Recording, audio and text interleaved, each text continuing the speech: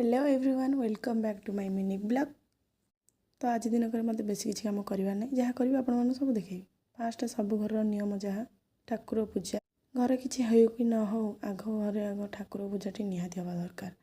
Then मु बनई bladder recipe किसी एक्सट्रा अच्छी जोटा भी आपण मानक नेक्स्ट वीडियो देखईदेवी। ब्रेड तो बहुत टेस्टी होता सेटा तो मुझे कहली आपको देखी निहाती देखे।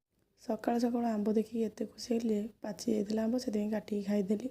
देन तापर ऑफिस बाहर ऑफिस फेरिकी आम जाइलु मो सांग घर को गोटे कारण जो कहबिनी बट ता पूर्व आम मो जटणी जाइलु। जो मैंने जटणी बिलंग करते से निहाती जानी जे मो जटणी केते भल खाइबा मिले जहाँ न पसंदर। फास्ट आम खाई गुपचुप देन तापर आम खाइलु पकोड़ा खाइलु समस्ते मिसिकी खाइलु। पकोड़ा तो बहुत टेस्टी होता समस्ते जी न खाइबा पिला भी से पिलाटी सी भी खाइला।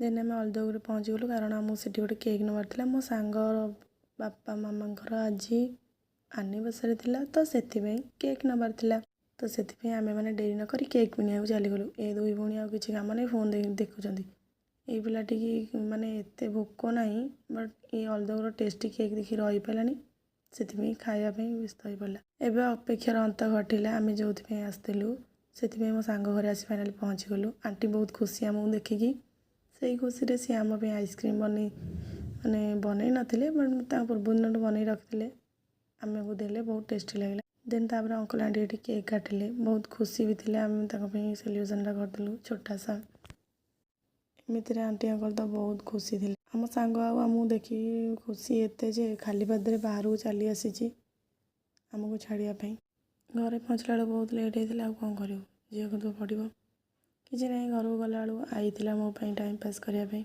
आई सहित टाइम पास कर एमती मो दिनटा आज शेष होगा। देखा नेक्स्ट ब्लॉग रे बाय बाय से बंद।